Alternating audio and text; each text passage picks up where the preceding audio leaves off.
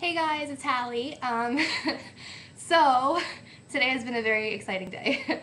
I started out with a midwife's appointment this morning and went to Olive Garden for lunch with one of my friends, and then came home, took a nap for like 2 hours. It was great. And then I started talking to my crazy friends on the bump page, and you guys have me cracking up. And I know you say that I'm cracking you up, but I think it's the other way around. So, like, you ever just feel like a turtle? Because sometimes, see, baby's father always makes fun of me saying that I'm like this stuck. And that's just mean. So he starts to call me Bug now, or Ladybug, or whatever. Which is nicer, because, I mean, you know, this can only be so cute, right? And, I was doing good with my Chick-fil-A tea, but now I'm screwed, so we're gonna have to go to bed soon or else I'm gonna get pretty cranky. So, today I am 38 weeks, and I'll strip for you. That's right, I'm stripping. Oh my god! Sorry. So, lost my little feather here. I wore this shirt today because I woke up and I was like, oh my god. I was like, I'm still fucking pregnant. Yes, I am at 38 weeks, and in like 37 minutes, I'm gonna be 38 weeks and a day. Oh my god. I think that he's like staying in there until like 2014 because he just loves to torture me. And then by then he's gonna be like, oh, like 87 pounds. So yeah.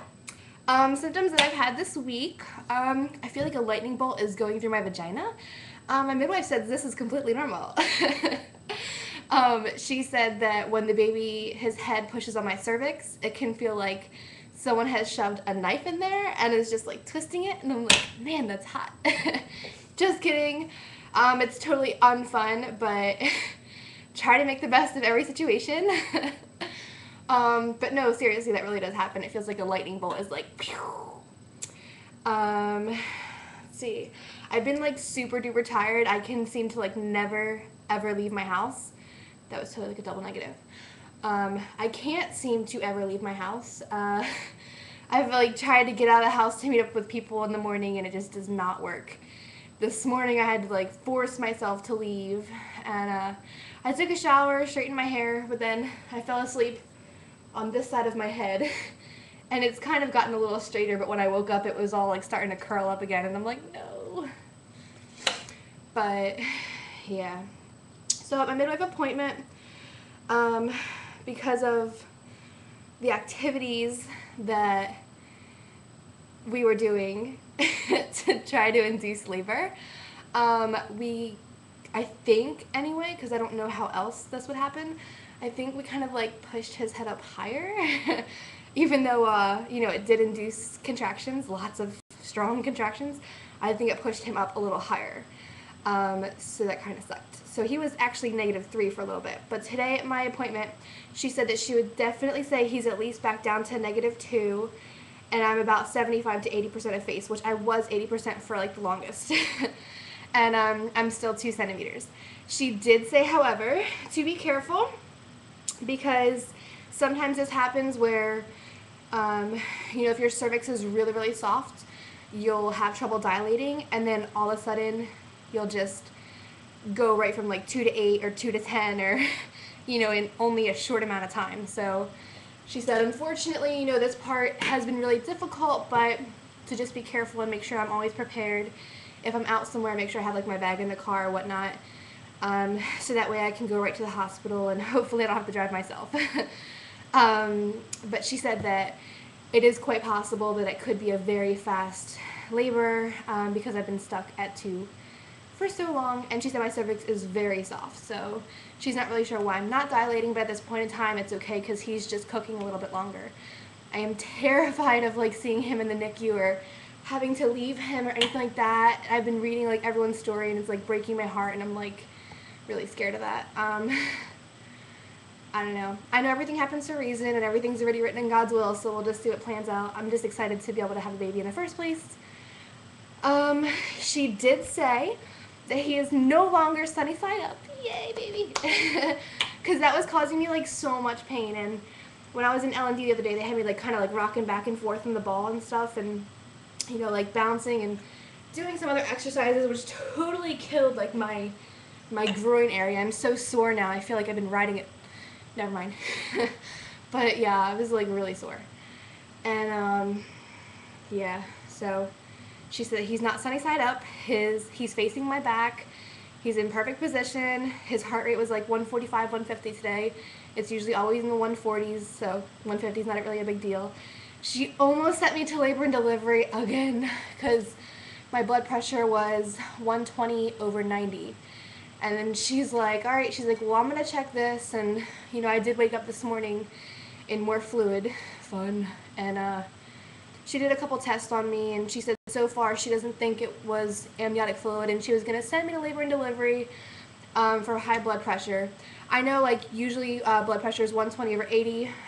Mine is usually, like, 116/67-ish. Unfortunately, when you're pregnant, I guess anything 90 and up or 140 and up for systolic and 90 and up for diastolic, they send you to labor and delivery, just to make sure everything's okay and rule out preeclampsia and all that. And I did do my urine collection thingy. I'm going to sit down because I'm like so out of breath.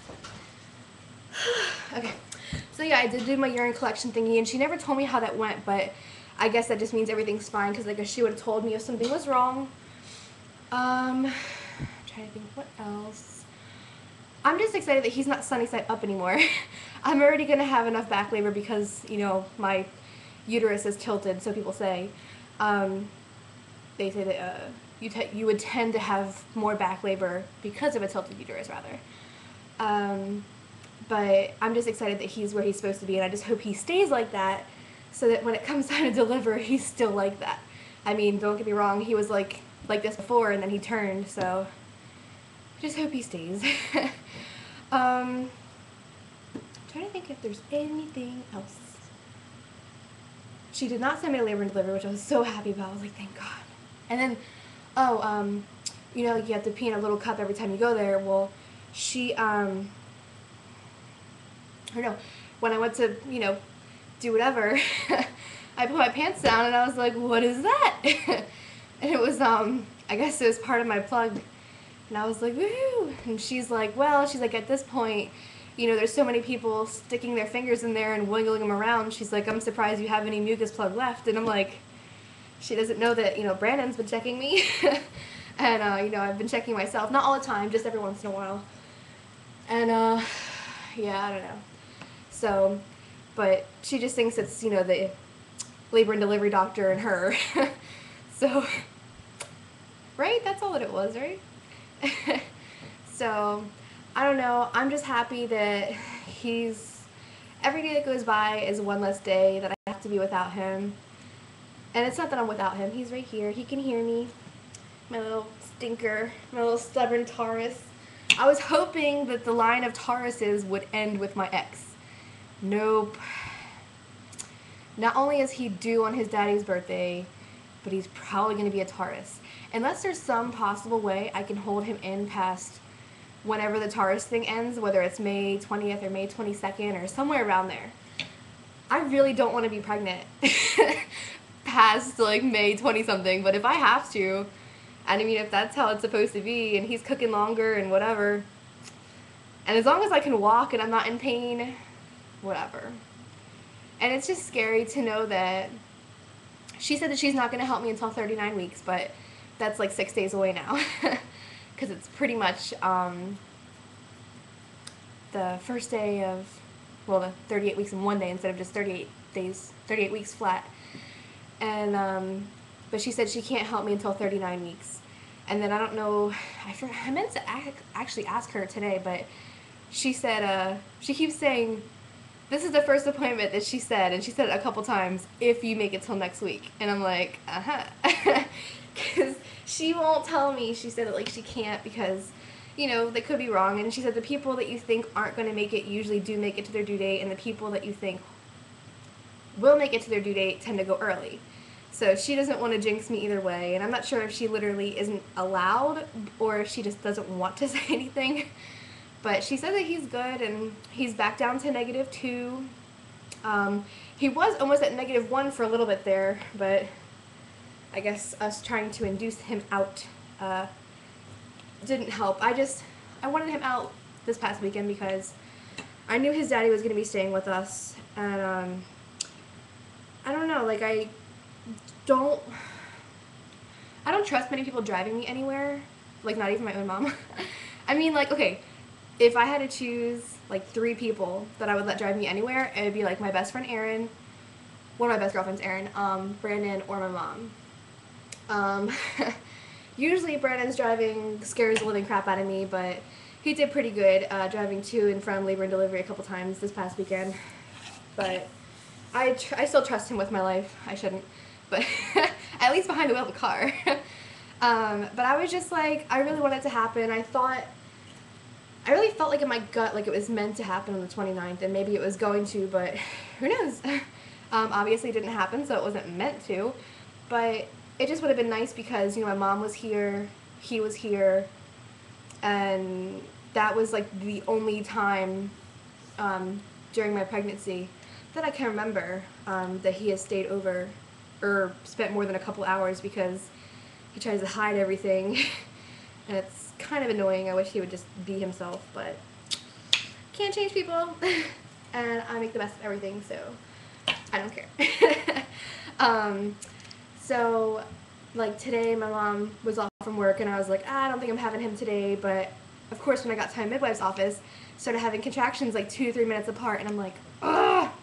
And I'm like, okay, fine, have contractions, but let them be doing something because it's annoying. And of course they weren't doing anything. But my mom goes back to school tomorrow. I think my brother's working. I don't really know what Brandon's doing, but I don't really care. But it's like, and especially now because she said that my labor could go quickly, he's like, oh, don't worry. He's like, you know, whenever you go into labor, just call me and I'll drive down there. I'm like, yeah, well, it's going to take you like almost an hour to get here and then like 45 minutes to get back to Kennedy. And I'm like, I'm going to deliver a baby in my car or like while waiting for you. And he doesn't understand that. He's a knucklehead, which is why I'm not thrilled to possibly have another Taurus because they're so stubborn. Sorry to my friends who are Tauruses. I love you guys, and not all of you guys are assholes, but you know. So I don't know. I mean, if anything, I'll just drive myself. I drove myself to my midwife today with contractions, but they weren't that bad. Like when Brandon took me over the weekend, like I was screaming in the car. Like I really thought that was it. Like I don't know, but we'll see what happens. I mean, if anything, I'm not gonna call a cab, but hopefully there's somebody who could take me, or I don't know. I'll figure something out. So I don't know. So I have a non-stress test tomorrow that he's supposed to be going to. I have a cardiologist appointment before that. I think I'm going to cancel it because I've been feeling okay. I haven't really had too many heart palpitations lately, and my pregnancy's almost over, and everything that I've had arrhythmia-wise hasn't really given me too many problems over the years. They just take my breath away every once in a while, but my brother has the same thing, so I don't know. I'm not sure why Brandon wants to go to the stress test thing tomorrow, or non-stress test thing tomorrow. If that was me, I'd rather go to the midwife appointment because, you know, that's when they check for my cervix. Tomorrow they're just checking out my contractions and stuff and seeing if it's like affecting the baby at all, or, you know, stuff like that. And my midwife wants her to check my fluid again because she didn't send me to the hospital for the amnisure to make sure it wasn't amniotic fluid that I woke up with earlier. But the other 2 tests that she did kind of ruled out that it probably wasn't, but she wants to make sure just in case. So, I don't know. I'll make another video for that because I'm getting close to my 15-minute mark. But this is pretty much my 38-week update. I'll show you my belly really quick before it cuts me off. Okay. So here's the big boy. Can't really see anything. It's my shirt. Okay, so here's that. And again, this shirt makes it stick out. but I don't stick out that far. And he's very low. He drops more and more all the time. I'm starting to get like this, more of like a crease. Oh, it hurts so bad to not have my shirt down there holding him up. But yeah, that's my big old belly. I'm still stretch mark free. Hopefully I can make it till delivery like this. But thanks for watching, guys. This has been my 38-week update. And I hope I didn't bore you too much because I talk entirely too much. Love you. Mwah. Bye.